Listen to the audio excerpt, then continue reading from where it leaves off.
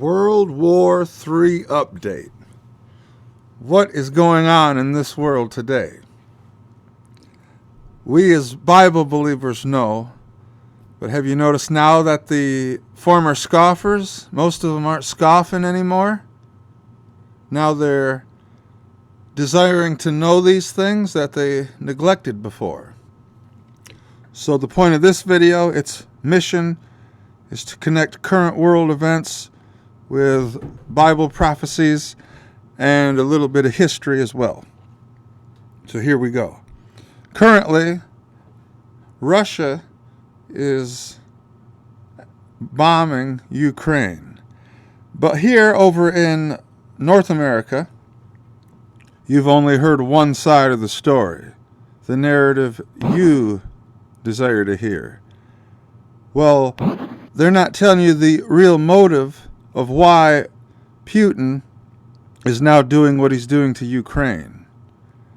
See, let's go back to World War II and point out that it was Russia who pushed through and finally conquered Berlin.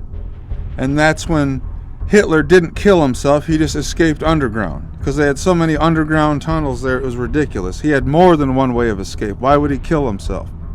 Again, the narrative they desire you to know. So I ain't saying Hitler's dead now. It's the same spirit, see, that motivated Adolf Hitler is now at work. So what the picture they're painting to you is they're equivalating Vladimir Putin as Hitler, when actually they're projecting, because they're actually the grandchildren at this time of what were called the Nazis. And let's clear that term up too while we mention it. It's not fair to call them Nazis. See, they're the next generation of Nazis. For example, go back to Bible prophecy, and the sixth head of the Holy Roman Empire began 1870-71 when Prussia invaded France. At the time, France was the big dog of Europe, known historically as the Franco-Prussian War, 1870-71. Under Otto von Bismarck, who was called the Iron Chancellor. Remember, iron is the metal that represents the Roman Empire in Daniel chapter 2. So Otto von Bismarck, now they're called Germany. That was when the German Empire started, the Second Reich. All right, so they were called, under Bismarck, they were called Prussians. See, then the next generation, under the Kaiser, were called the Huns. And then the next generation of particular Germans, under Hitler, were the Nazis. So, see, now we're in the Fourth Reich. It's the next generation of Germans. So it's not fair to call them Nazis because they're worse than the Nazis. So now that that's clarified, back to Putin, and the reason he's invading Ukraine is because they kept poking and poking at the bear. Again, going back to Russia is who pushed through and conquered Berlin in World War II. And what did they get in return for it? Not much. They got shafted, and it costed them 2 million of their own troops. So you could kind of see why Russia would be bitter about that. And then at the fall of the Soviet Union, in the early 90s, the USSR, NATO promised it wouldn't extend, and NATO wouldn't include Ukraine. And a lot of Ukrainians are actually Russians. See, the line you see on the map of the world is just a line men have drawn. But then, now they're trying, like I said, they're trying to spin Hitler, or Putin as Hitler, because here's how they're spinning it. So here at Brave Warrior Productions, we give you both barrels, both sides of the story. We put the truth out there, and what you do with it, that's on you.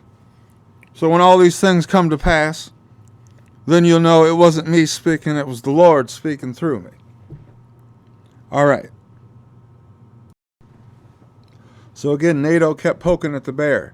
At the fall of the Soviet Union, they extended a little more, and a little more. And I think now this is the fourth or fifth time they've not kept their word, and then claiming they never did when they did. See, it's NATO who keep moving their missiles closer to Russia's border. To now, and Putin said, knock it off or I'm going to whoop your ass. And Putin called their bluff and now he's pounding them. All right? That's the reason Putin is doing what he's doing to Ukraine right now. But they're trying to spin it to make it sound like Putin's trying to be the one to take over the world. No, he's just interested in Ukraine and getting your damn missiles off his back porch. It's no different than the Cuban Missile Crisis, 1962, when Russia had missiles in Cuba aimed right towards the United States. And at the time, President Kennedy had troops ready to go. He let them know, get them things off here. They were removed. See, and there was no war at that time. There could have been. But this time, Putin tried it, and they wouldn't remove them. So see, can you see? What country wants nuclear missiles pointed right at them, right at their back porch? So what they do is they spin it, especially George Soros, who actually is a betrayer of his own nation, the Jews, and rounded up Jews for Hitler. He worked for Hitler when he was 14. And if you don't believe me, look up a 60 Minutes interview from 1989, where I believe it was Dan Rather, whoever the host was, asked him about it, and if he had any regrets. He said, no regrets. He says it was happy making time. He said it was the happiest time of his life. See, so the actual grandchildren of the Nazis are projecting what's on them, because remember, it's Europe. So now, and then here's the thing too, is after World War II, the United States rebuilt Germany, built up Germany to be like a buffer wall, a bulwark, if you will, between them and Russia. So now they help rise the beast up. And because the United States has unfortunately buddied up to Germany in Europe after World War II. And if you study the book of Hosea and you know who Israel is, it says Israel's betrayed by the Assyrians, their lovers, the Germans, because that's what's going to happen. All right, so now back to current world events. So now, again, this is serving as a great distraction too. See, it's distracting from here in North America, in the United States. Don't forget what's happening north in Canada.